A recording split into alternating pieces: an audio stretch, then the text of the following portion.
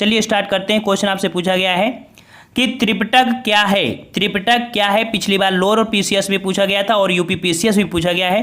त्रिपिटक क्या है बताइए भाई। तो त्रिपिटक आपका है ऑप्शन आपका डी, ये एक प्रकार का क्या है, बौद्ध साहित्य है। याद रखिए, बौद्ध साहित्यों में महात्मा बुद्ध के ज्ञान प्राप्त करने के समय से लेकर महापरिनिर्वाण तक के प्रवचनों को संग्रहित किया गया है। ठीक है, और इनको 3 भागों में विभाजित किया गया है, आपका विनय पिटक, अवदम्भ पिटक और आपका सुत्त पिटक, ये आपके 3 हैं। ठीक है, नेक्स्ट क्वेश्चन का आते हैं। क्वेश्चन आपसे अगला पूछा गया है यहाँ पर, याद रखिए हमने एक पार्ट आपका बनाया है, इस प्रकार का आपको देखने को मिलेगा। चैनल में जाइए, वहाँ पर आपको इस प्रकार का थंबनेल मिलेगा, तो उसको भी आप लगा सकते हैं। चलिए नेक्स्ट क्वेश्चन आपसे अगला पूछा गया है कि अलार कलाम कौन थे। अलार कलाम कौन थे भाई, तो अलार कलाम कौन थे, ये आपके थे बुद्ध के गुरु। ऑप्शन राइट आपका डी हो जाएगा।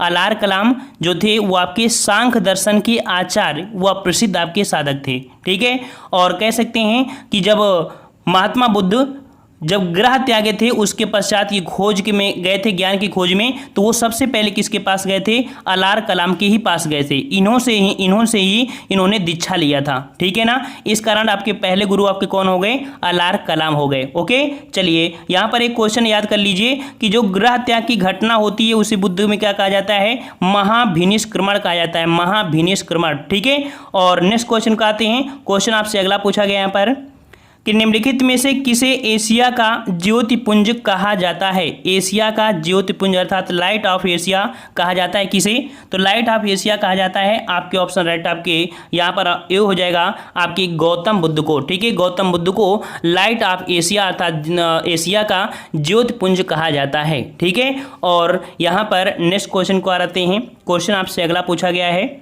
कि बुद्ध की मृत्यु के पश्चात प्रथम बौद्ध संगीति की अध्यक्षता किसने की। बहुत ही आईएमपी क्वेश्चन है।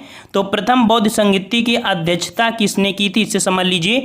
तो बुद्ध की मृत्यु के पश्चात जो आपकी प्रथम बौद्ध संगीति हुई थी वो आपको हुई थी 483 ईस्वी पूर्व में। ठीक है, 483 ईस्वी पूर्व में हुई थी, जो कि कहाँ पर हुई थी, तो आपके राजगृह, कहाँ पर, राजगृह की एक गुफा है, सप्तपर्णी गुफा में हुआ था। ठीक है, और इसमें से 2 पिटकों में सुत्त पिटक और विनय पिटक से संकलित जो आपके थे वो भी इसमें से किए गए थे।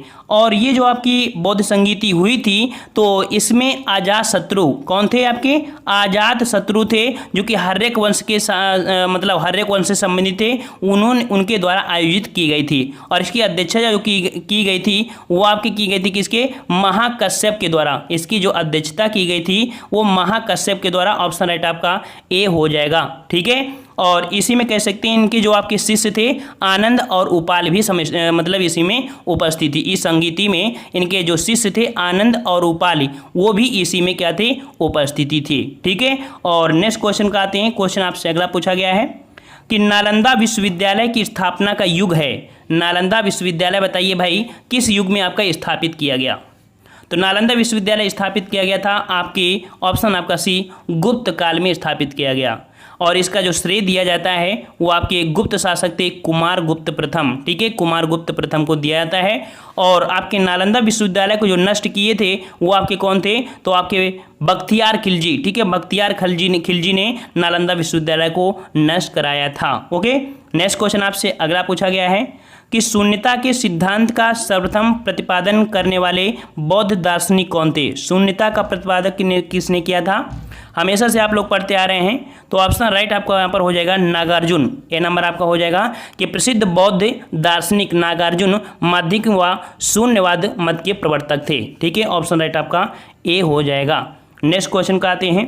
क्वेश्चन आपसे अगला पूछा गया है कि जैन धर्म का आधारभूत नैतिक मूल्य क्या है। जैन धर्म का आधारभूत नैतिक मूल्य क्या है, तो इनका नैतिक मूल्य है आपका अहिंसा। क्या है, अहिंसा। याद रखिए ये पॉइंट आपको बहुत जरूरी हो सकते हैं एग्जाम के लिए कि अहिंसा जैन धर्म का आधारभूत नैतिक मूल्य है। जैन धर्म में अहिंसा, सत्य, अस्तेय, ब्रह्मचर्य और अपरिग्रह नामक 5 महाव्रत की व्यवस्था की गई है। अहिंसा मतलब होता है जीव की हिंसा अर्थात हत्या न करना। सत्य मतलब सदा सत्य बोलना। अपरिग्रह मतलब संपत्ति अर्जित न करना। अस्तेय मतलब होता है चोरी ना करना।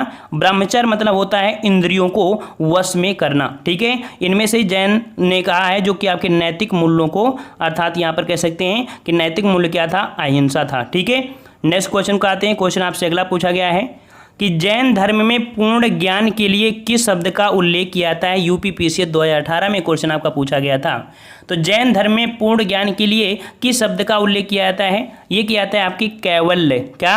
कैवल्य, अर्थात जैन धर्म में पूर्ण ज्ञान जिसको हो जाता है तो उसको बोला जाता है कैवल्य, कह सकते हैं मोक्ष की प्राप्ति। ठीक है, मोक्ष की प्राप्ति। याद रखिए महावीर जो स्वामी थे वो आपके जैन धर्म के 24वें तीर्थकर थे और इनको 12 वर्ष की कठोर तपस्या के बाद जंबिक ग्राम में रिजपालिका नदी के किनारे साल वृक्ष के नीचे इनको ज्ञान की प्राप्ति हुई थी। ओके, चलिए नेक्स्ट क्वेश्चन का आते हैं। क्वेश्चन आपसे अगला पूछा गया है कि निम्न में से किस बौद्ध ग्रंथ में 16 महाजनपदों का उल्लेख हुआ है। ये भी क्वेश्चन आपके लोअर पीसीएस और यूपी पीसीएस में भी पूछा गया है।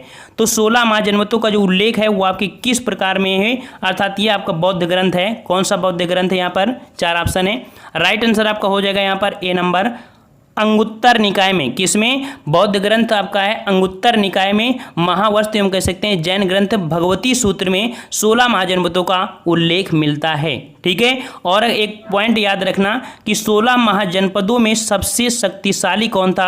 तो 16 महाजनपदों में सबसे शक्तिशाली आपका जो साम्राज्य था वो आपका था मगध साम्राज्य। ठीक है, मगध। एक क्वेश्चन आपका ये है कि 16 महाजनपदों में एक ऐसा आपका जनपद था जो दक्षिण भारत में गोदावरी नदी के तट पर था। वो कौन था आपका? उसका नाम है आपका अस्मक। क्या नाम है आपका?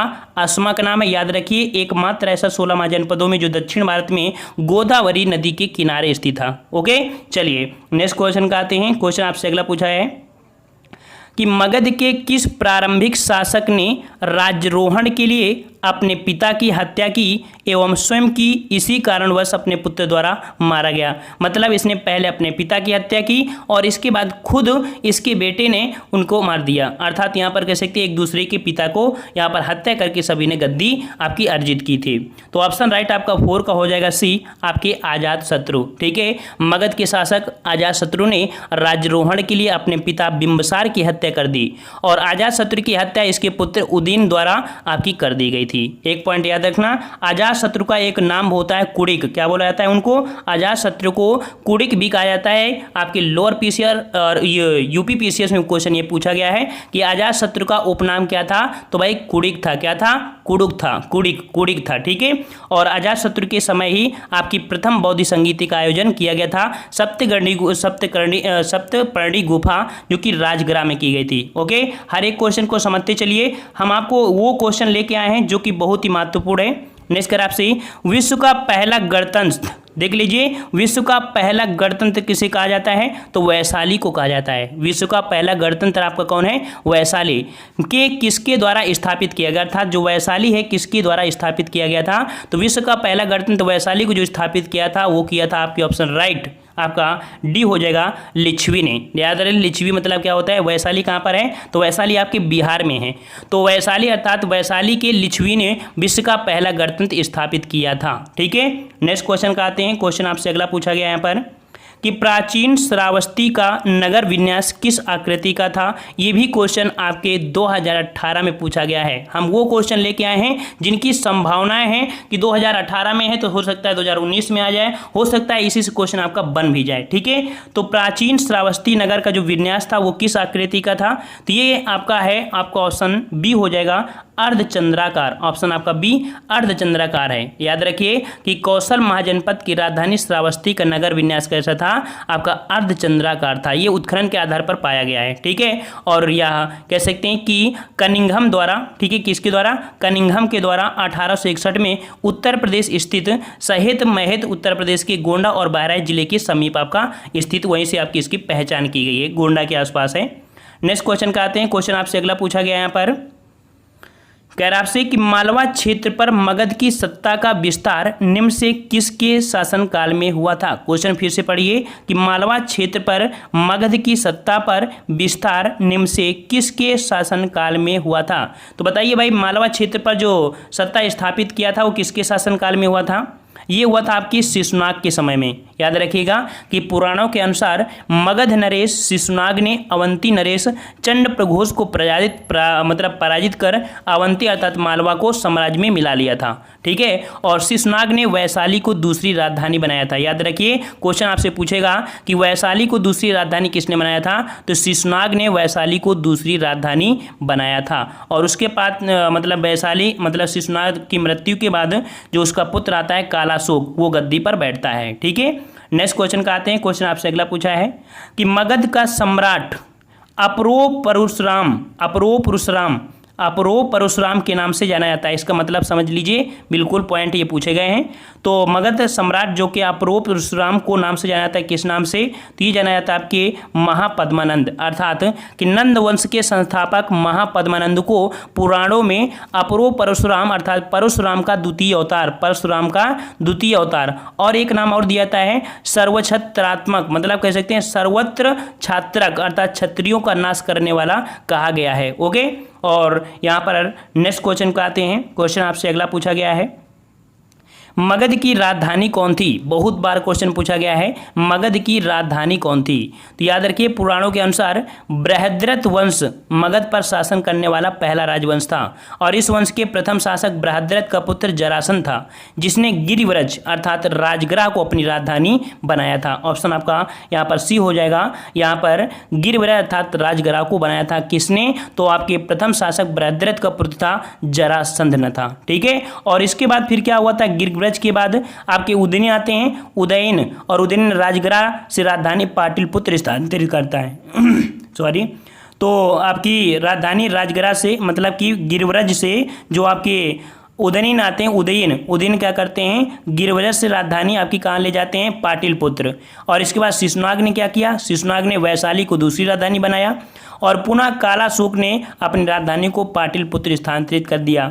अर्थात घुमा फिरा के बात यही हुई कि आपके पहले गिरिव्रज था, गिरिव्रज से कहाँ हुआ, पाटलिपुत्र, कौन ले गया, तो उदयन ले गया। उदयन के बाद आपके शिशुनाग ने वैशाली को कर दिया, दूसरी राजधानी बनाया, फिर कालाशोक आता है और उसको पुनः अपनी राजधानी पाटलिपुत्र स्थानांतरित कर देता है। तो ये 4 पॉइंट आपको याद रखना है, ये राजधानियों से क्वेश्चन बहुत घुमा फिरा देता है।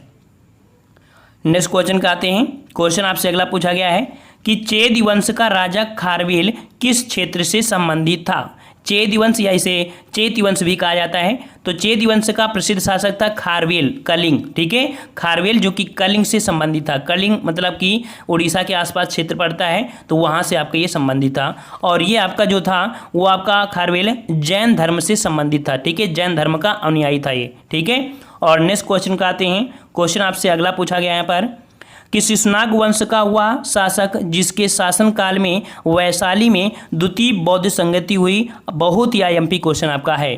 तो शिशुनाग वंश का हुआ शासक जिसके शासनकाल में वैशाली में द्वितीय बौद्ध संगति हुई। तो आपकी द्वितीय बौद्ध संगति कहाँ हुई, वैशाली में हुई। ठीक है, और किसके समय में हुई, तो ये हुई थी आपकी कालाशोक के समय में। ठीक है, शिशुनाग वंश का शासक था कालाशोक। ठीक है, और शिशुनाग वंश का शासक कालाशोक था जिसके शासनकाल में वैशाली में द्वितीय बौद्ध संगति हुई। कब हुई थी, तो ये आपकी हुई थी 383 ईस्वी पूर्व में हुई थी बौद्ध संघ। और याद रखिए कि इसी युद्ध अर्थात इसी संगीति में जो बौद्ध धर्म था वो आपके 2 भागों में डिवाइड हो गया था। 2 भागों में आपका बढ़ गया था, हीनयान और महायान। या एक पॉइंट होता है, कालाशोक के एक नाम पूछ लेता है कि कालाशोक का नाम क्या होता है। तो कालाशोक को काकवर्ण के नाम से भी जाना जाता है, काकवर्ण के नाम से जाना जाता है। और इसने वैशाली के स्थान पर पुनः पाटलिपुत्र को अपनी राजधानी बनाया था। नेक्स्ट कर आपसे, गोदावरी नदी के तट पर स्थित महाजनपद कौन था। अभी हमने आपको बताया था कि 16 महाजनपदों में एकमात्र ऐसा जनपद था जो आपका दक्षिण भारत में गोदावरी नदी के तट पर स्थित था। ये कौन है, तो आपका सी हो जाएगा अस्मक। कौन है, अस्मक है। ठीक है, ये नर्मदा नदी तथा गोदावरी नदियों के मध्य स्थित है। और इसकी राजधानी जो थी वो आपकी पैठन या कह सकते हैं पोतन। ठीक है, ये थी उसकी।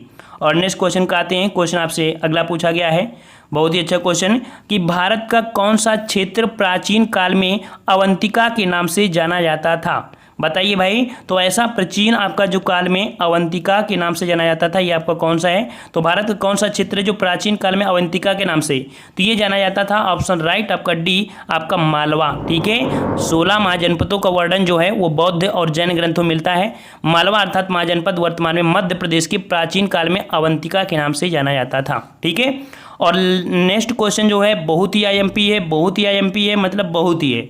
कह रहा आपसे प्रसिद्ध नैमिषारण तीर्थ किस जिले में स्थित है?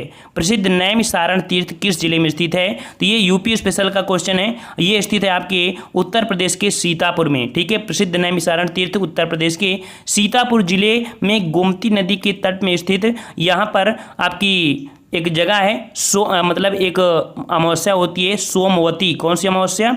सोमवती। सोमवती अमावस्या को यहाँ पर मेला लगता है। कहाँ पर? सीतापुर में, नैमिषारण में। पौराणिक मान्यताओं के अनुसार कहा जाता है कि यहाँ पर आपके 88,000 ऋषियों ने एक साथ तपस्या की थी और महाभारत में भी इसका उल्लेख सघन वन के रूप में किया गया है। और इसी के समीप आपके मिस्क्रिक नामक एक महादजीज का आश्रम भी बना हुआ है। ठीक है, चलिए नेक्स्ट क्वेश्चन का आते हैं। क्वेश्चन आपसे अगला पूछा गया है कि प्रथम भारतीय राज्य किसने स्थापित किया था? ये क्वेश्चन आपका पूछा गया था, काफ़ी बच्चों ने गलत यहाँ पर जवाब दिया था। प्रथम भारतीय साम्राज्य किसने स्थापित किया था? तो ये स्थापित किए थे आपके ऑप्शन राइट आपके सी, आपके चंद्रगुप्त मौर्य। याद रखिए, चंद्रगुप्त मौर्य भारत का प्रथम ऐतिहासिक सम्राट था। चंद्रगुप्त मौर्य का जो जन्म हुआ था वो आपका हुआ था 340 ईस्वी पूर्व में पाटलिपुत्र अर्थात बिहार में हुआ था।